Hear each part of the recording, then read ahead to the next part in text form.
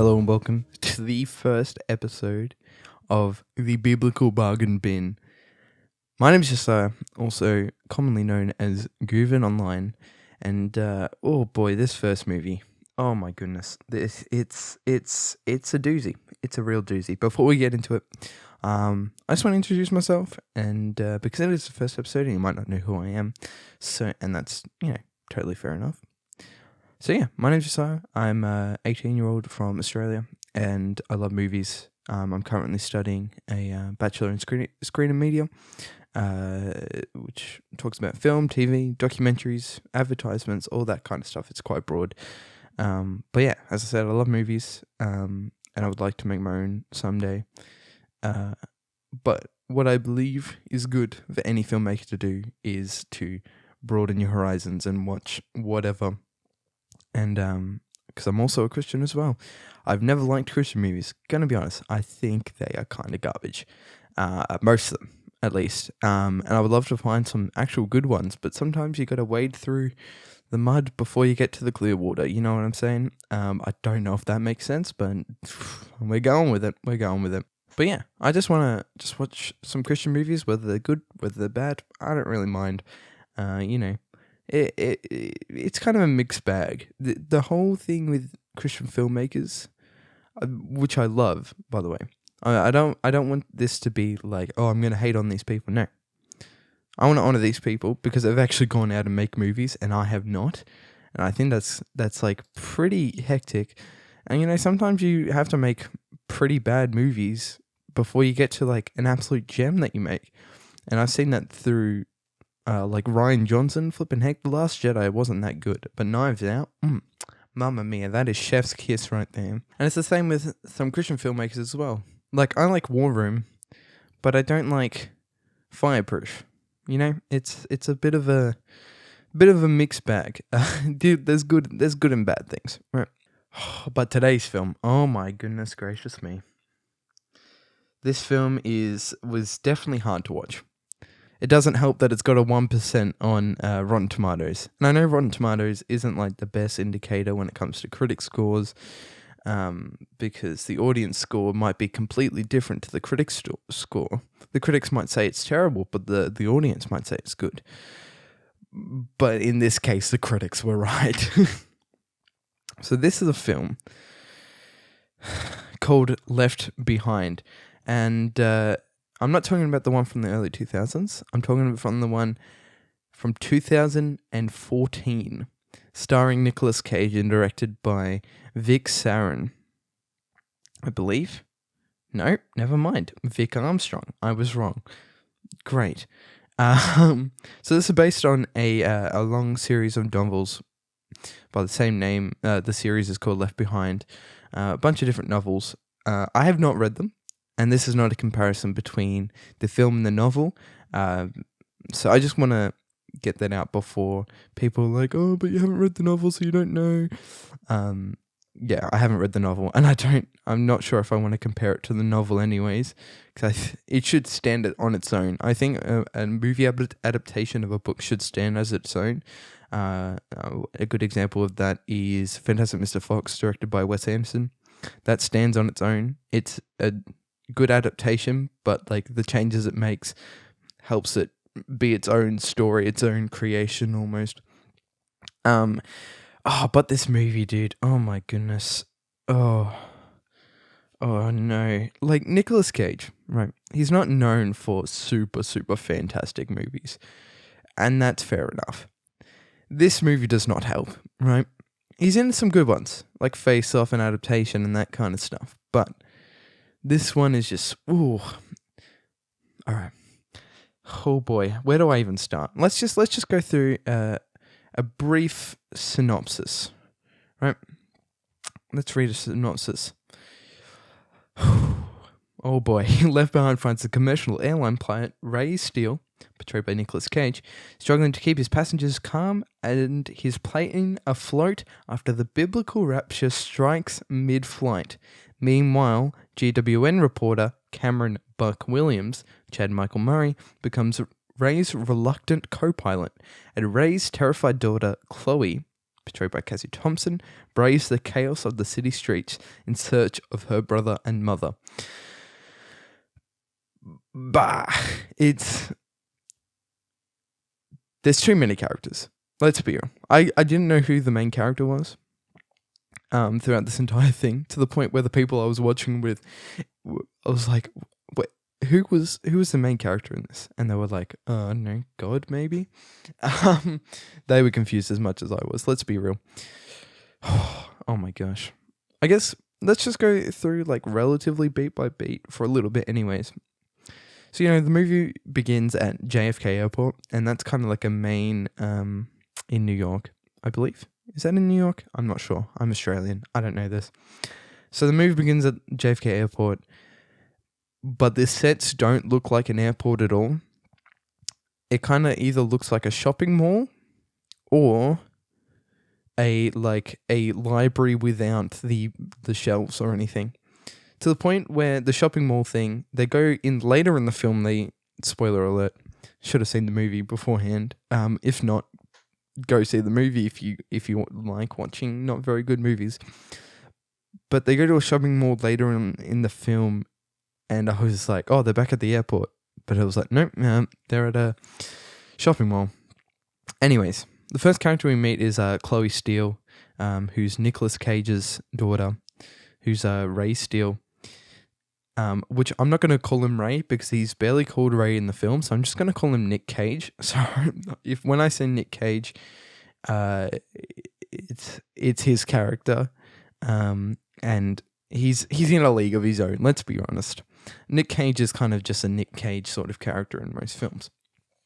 So Chloe, she gets off the plane. This whole thing is that she is coming back from college for her dad's birthday. And she's like ringing up her mum, and she's like, I'm back. And then her mum, Leah Thompson, by the way, plays her mum. Leah Thompson being flipping Mrs. McFly. What's her name?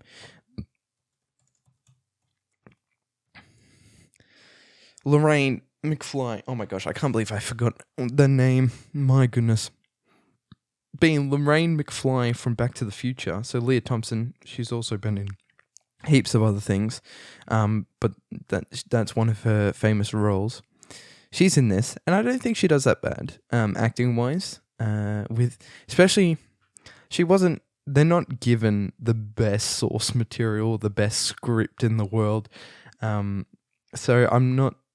She did good with what she had, but even still, wasn't that good. So her mum, she rings up her mum's like, "Hey, how's it going?" She's like, "Oh, sorry, doll, but your dad won't be at the party. He's got a flight to London at the same time that came last minute." And she's like, but I came home from college, I'm very confused, and I'm deconstructing my faith or whatever. My mum's a Christian now, and she's like, so and then it cuts to a fantastic shot after that call. And it's Leah Thompson's character, and she's looking at a family photo.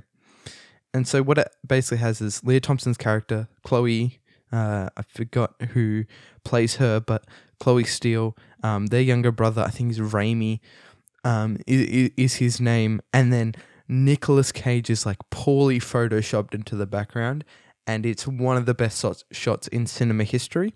And I implore you, if you don't watch the movie, at least watch that scene on YouTube or something, because it's chef's kiss. I feel like it's supposed to be this meaningful moment. It's my family's not really together again, but it just made me chuckle. Anyways, this guy, Mr. Williams, Cameron Barker Williams, right? He kind of shows up. And a lady walks up to him, and she's like, "Oh, have you read the Bible?" And he's like, "Oh, probably not as much as you do." And then she quotes Matthew 24 verse 7 at him. It's not really known why this happens, but he turns out to be an investigative journalist, and he's kind of has been covering stories about earthquakes and other signs, I guess, of the last days.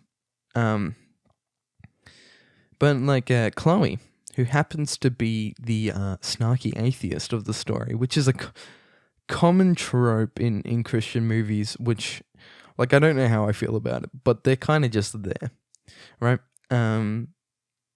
She comes up and they have a quick debate, both of them having really bad arguments for their side of the thing, and it's really strange. Anyways, we cut to a car park, so a parking lot car park thing, and Nick Cage is like pulling off his wedding ring. We're like, uh-oh. And then we find out there's this weird flirty subplot with a flight attendant named Hattie on the flippin' flight. The name Hattie is very strange. But if you have the name Hattie, then like, all power to you. But I feel like it's a strange name for the character. Anyways, there's this whole thing between them, and he leaves his wedding ring in the thing, and they're coming up this escalator, and they're kind of, she steals his hat, and they've got this back and forth and stuff, and then Chloe sees her dad flirting with this other lady. She's like, what the heck? Anyways, and then she sees them, they're having this back and forth, but before then, Cam and Chloe, so Cameron Williams and Chloe have this like brief interaction that starts this another flirty subplot that doesn't make sense, because the entire movie is like they're like falling in love or whatever, but it feels like they've only spoken for about 6 minutes at the start of the film. But in the very end, not to spoiler alert, in the end, the first person she runs to after the plane lands is Cam, and it's like they barely know each other. They've only known each other for approximately 24 hours, and they've only spoken for like 10-15 minutes of that. Like, it doesn't feel like anything. Like, there's no really connection other than he's an investigative journalist who probably has some idea of psychology and is like picking apart of like her emotions, and like for some reason it like has an he just immediately grabs hold of people's attention just because he can pick them apart piece by piece. It's so confusing, and I don't understand why. Anyways, they're having this back and forth, and Nick Cage's character walks up. He's a big fan of this Cam Williams guy, who's apparently this famous dude, but he's barely been recognized except for like probably about 5 characters throughout the entire thing. What I find in this film is that every shot looks basically the same. It's got like a basic key light, basic back, the basic 3-point lighting, if you're familiar, that the key light, the fill light, the backlight, right? And like this very similar color grading throughout the whole thing, which is like, which is fine, but it's just very flat and quite boring. Anyways, Chloe confronts Nick Cage about the whole thing between the flight attendant and him, and then Nick Cage was saying, he was like, well, I wouldn't be surprised if Mrs. Lorraine McFly is off and with another man, and because she's become a Christian and that kind of stuff. This is a quote. I was like, if she's going to run off with another man, why not Jesus her? It just seems quite silly. I don't know. Yeah, and so he's off. Nick Cage's character goes off, and kind of stops being like, he's like, oh, I've got to go do my flight stuff, and she's like, all right, well, don't be a pleb. I don't know if that makes any sense. But good old Cam comes back over, and with his investigative journalism thing, he just like sparks up a deep conversation straight away with Chloe. You know how it is, and it's kind of confusing. Yeah, and as they're So Cam has got a flight to London. So he's on the same plane as Nick Cage, I think. They kind of just end up on the same plane. It's not really... I don't know if it's discussed whether or not he's actually going to London at the same time that Nick Cage is. Which is... Yeah, it's weird. And oh my goodness, the subplot between the flight attendant and Nick Cage makes me very uncomfortable, to the point where they're like... There's two flight attendants, right? I think it's Rosie, I believe that's her name, and Hattie. And they're in this like little preparation area. I'm not sure what it is called. And Nick Cage's character is talking to Hattie, the one he's, got the eyes for, I guess. And yeah. He says this really terrible joke, which I'm not going to repeat. You're going to have to watch the movie to find out. And she's like cracking up laughing. The other one's like, that wasn't funny. Like, I don't really understand. He's like, oh, he's so funny, blah, blah, blah, blah, blah. And so he goes back in the cockpit. She's like, oh, he's so funny, isn't he? It's actually hilarious. Like, and she's like, no. But like, to be honest, let's be real. I'm going to be honest with you. Hattie, radio, the flight attendant, she just wants to, pardon my French, but boink Nick Cage, right? That's all she wants to do. To the point where the other flight attendant was like, has anything happened yet? And then it's so messy. Oh my gosh, it's terrible. The dialogue, not the situation they're in. Anyways. So back at JFK, Chloe and Cam are having this dialogue, and this guy rocks up on a buggy. He's like, yo, what up, Chloe? She's like, yo, what up, Jim? He's like, hey, I got tickets to a U2 concert for your dad. And she's like, okay, cool. They're going to go on a date or something. And then Cam's like, yo, U2, that's sick, like Bono, Oh, that would have been hard to get, And I'm like... Rightio. I don't know why it's U2 specifically. Does that have a thematic thing? Is U2 tied to the end times? I'm not sure. Is U2 the mark of the beast? We don't know. It's a joke. Yeah. Anyways, number one, who is this Jim guy, and why is he not a more prominent part of this film? Honestly, I would watch a spin-off with Jim the buggy guy. Right? And he's just going around and this whole world's going to chaos and he's just there on his buggy giving out U2 tickets to everyone. That'd be amazing. Anyways, and number two, how did he get the U2 tickets? It's kind of strange. Anyways, after that, Cam goes off and with the U2 tickets in hand because he's on the same flight for some reason as Chloe's dad. And he gives her a cheeky kiss on the cheek. Number one, guys, come on. You've known each other for like 6 minutes. That's a bit weird, right? And number two, there's already been enough eye contact before marriage. And so the kiss on the cheek, tisk, tisk, guys. We have standards. And then he gets on the plane. He just like, knocks on the door and he's like, yo, Chloe wanted me to give you to Nick Cage. And then the co-pilot's like, yo, what up, Cam? I know you from that thing that you're apparently famous for. It's pretty sick.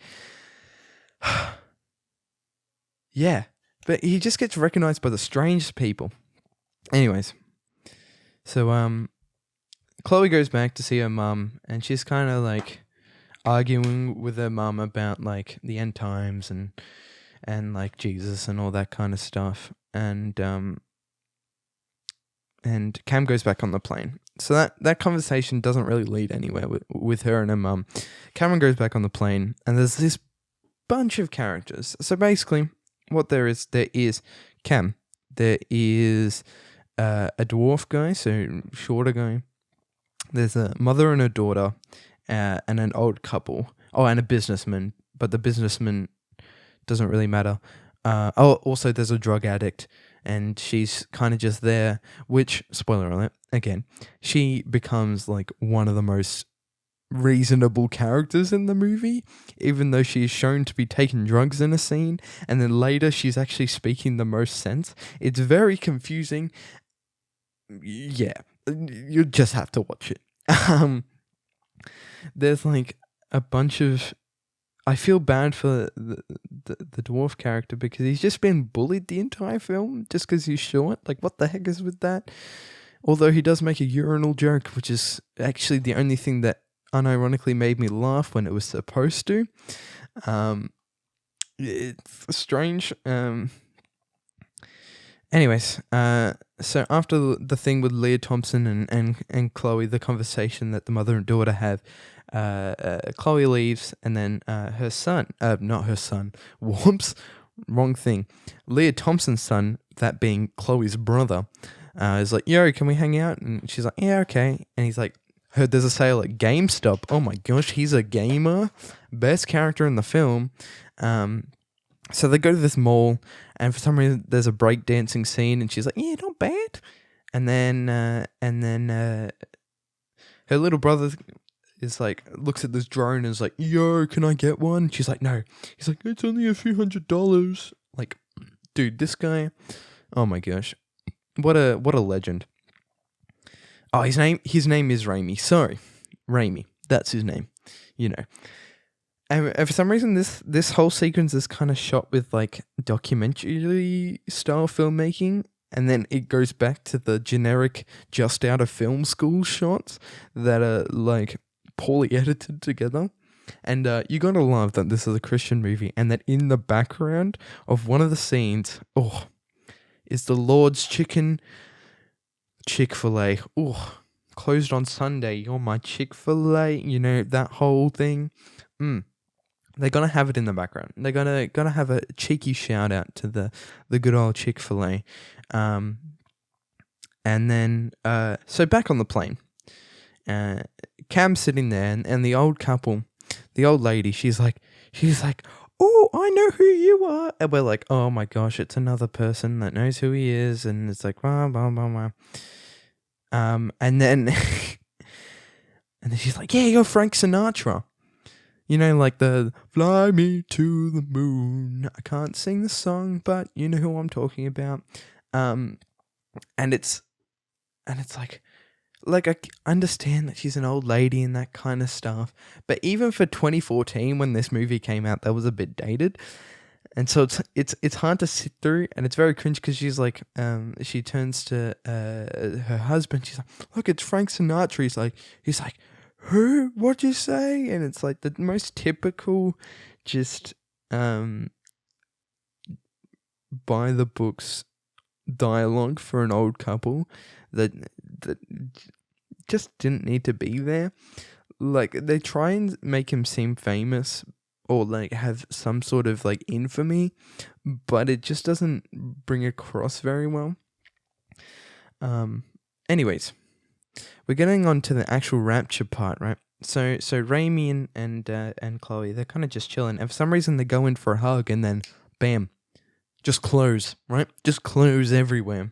People are dropping. There's like clothes raining from the sky somehow, even though they're on the upper level. It's like, whoa, where are all these clothes coming from, and why are people disappearing? And everybody's going crazy, and they're rioting, and they're driving cars through the mall, and it's hectic, right?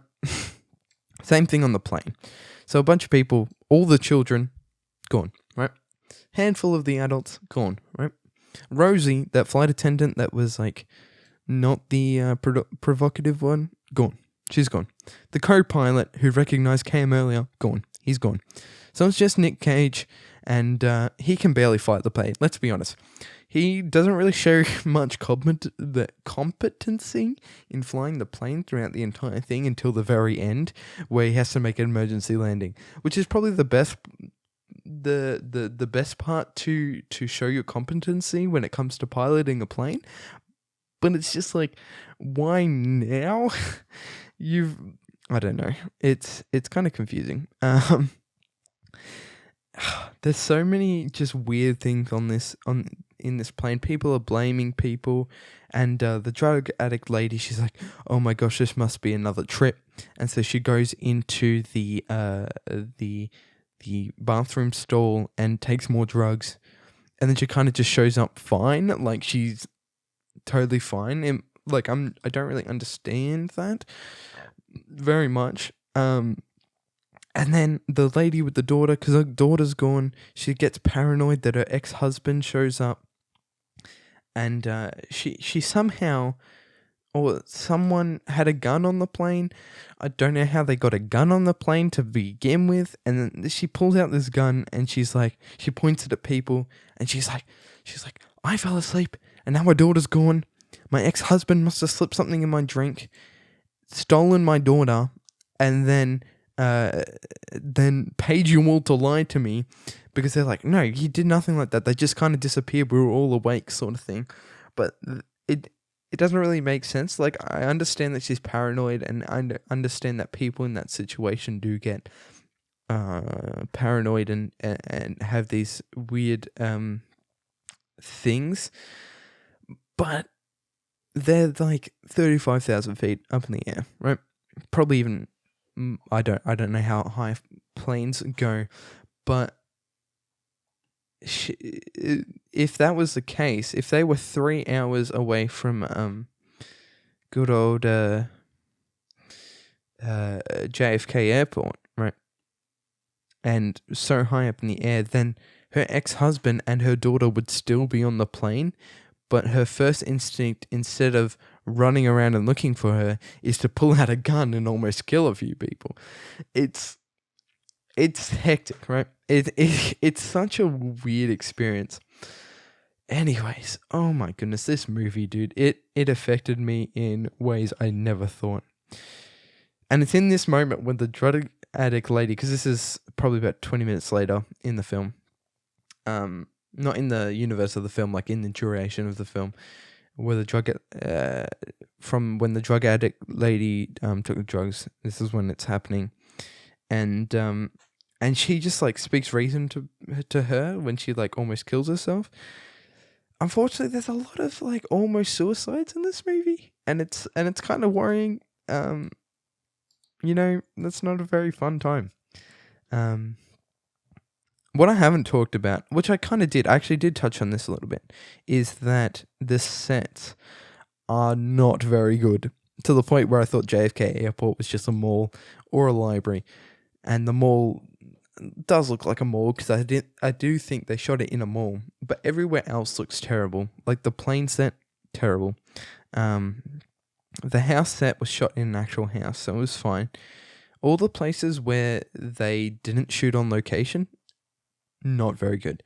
But you can tell where they put their budget into, and that is, number one, Nicolas Cage, getting him in there. Number two, Leah Thompson, getting her in there. A bunch of other, like, infamous actors. Not a bunch of other, like, two others, right? And then they have these shots where I believe it was practical effects that they used. Like, there's one scene where Chloe's in this parking lot. I think it's after the mall thing, and this like little plane like crashes in onto the ground and skids across and hits a car and just explodes. And I'm like, that was kind of cool. Like, that was actually kind of cool, but why was the money put in that and not other things is my question. And there's another part where Chloe's kind of walking away with her brother's bag, because I'm not sure, I don't remember what happened to her car. I think her car was the one that got hit by the plane, maybe. And so she's walking home with her brother's backpack, and these two guys, like on a moped or something, come up and steal the bag from her. And she's like, "Hey!" And there's under this bridge. So she walks over this, like kind of out of the other side of this bridge, from under the underside, and this bus just crashes as she's under the bridge and as she's walking out, and falls off. But in the shot where you can see it falling off the bridge, you can totally tell that it's just a dummy in her costume, and it is beautiful. It's a beautiful sight to see, because it's only like a blink second, but it's just like almost like a T pose. It's that funny. Oh my gosh, this movie, dude. This flippin' movie. What else can I say? Oh, we haven't got to the juicy part, right? So a plane crashes into the bigger plane that Nick Cage is piloting, And for some reason, he's like, "Oi, Cam, come here, like, be my co-pilot and stuff." And so Cam becomes like this co-pilot, and they have to land, and they've got satellite phones, and so they ring Chloe. Cam's like, "Oh my gosh, I love you so much," and Chloe's like, "Oh my gosh, I love you so much." Not really, but it kind of sounds like it. And so they're calling Chloe. They're like, we can't get a landing at JFK. Like everything is is gone bad because all the airports are shut down and that kind of stuff. She's like, "Oh, I'll make a runway for you." And so she gets this like big old American truck and just drive through a bunch of things to make drives through a bunch of things to make a runway for the plane, and then blows up this big fuel thing so then they have enough light to find where to land. And then they just land the plane. Like, nobody has a seatbelt on in the plane, by the way. Everyone is walking around and kind of like shaking. And I'm like, guys, put your seatbelt on. It's almost like you didn't go through the safety procedures, which they didn't, by the way, because the flight attendant, Hattie, she has to tell them where the life jackets are when they almost had to land in the water. I mean, like, you would reiterate that just because people are panicked, but, like, if you said it at the start of the thing, then you'd be fine. Same with, they almost right against Nicolas Cage's character in the air. So what he does is depressurizes the cabin a little bit, which I don't know if there's any rules against that, but it seems kind of stupid that he would depressurize the cabin so people would go sit back down. And that's when, like, you know, because the pressure inside the plane cabin is different to the outside. And so, I don't know, it creates this breathable thing. And that's when, like, so he depressurized the cabin so the oxygen masks fall down. And people are putting masks on other people before themselves, which if they went through the safety procedures, they would know that you put your mask on yourself before you help other people. It seems kind of selfish, but like it's so then everybody can get their masks on, and if there is the people who have trouble putting their masks on, then they can be helped while other people are safe and, you know, can help. That movie is such a trip. It is honestly such a trip. I'm glad I watched it with some people. Let me read some of the things that some of the people I watched it with said about the film, because honestly, oh boy, like someone was like, "Okay, I'm waiting for people to clap when they land at the very end." There was one person that, like, you know, clapped twice. Oh my gosh, there is just a lot of stuff. Nothing really happens. Nothing really happens. And we started the movie. This is a bit of backstory. I started the movie about 7, and people joined up until the ending, and we finished at about 9 o'clock. So it's about a 2-hour movie, but it felt like 4 hours throughout this whole thing. It was such a strange phenomenon to start a movie at 7 and end and make it feel like it's 1 a.m. Feel like I just want to go to bed. But like it's very strange. We were all confused. Like, even so, we weren't all Christians, the people that watched it as a group. But like we understood that it was a rapture kind of film, but we were like, yeah, that's not theologically correct, like, at all. Dude, this movie, if you haven't seen it already, please do. I probably haven't done it enough justice. I don't know if it's at the level that it's so bad it's good, but I do think if you want to, like, have a bit of a trip, then give it a watch, because it's a movie that exists, and you know, it's a bit strange. I remember when we finished the movie, this was a quote: "I think my sanity was left behind," and honestly, that is the most apt description for this film I have seen. But to be honest, I don't want to dog the actual filmmakers or the actors involved in this, because I've seen them in projects and they're actually great. And I don't want to dog the actual filmmakers because, as I said earlier on in the episode, that you do have to go through and make bad movies before you hit a point where you're going to make a good one. I mean, obviously there's exceptions to the rule and some people make good movies straight up, but like sometimes you do need to get through the sludge before you get to the diamond. You know what I'm saying? You need to get out the coal before the. I don't know. I'm trying to turn this into an analogy, but it's not really working. But I hope you get what I mean. Like honestly, I have mad respect for them because they did get the budget for this film, and they went out and made it, and they were able to get some well-known names in there. Sure, was the final product the best thing in the world? No, not at all. But I can respect them for just going out and making a movie. Able to find the crew and that kind of stuff, and able to pitch it and get it made and released in cinemas, which is pretty hectic. But yeah, that movie. If you want to go watch the movie, it is on Netflix as well as physical home release as well on DVD and Blu-ray.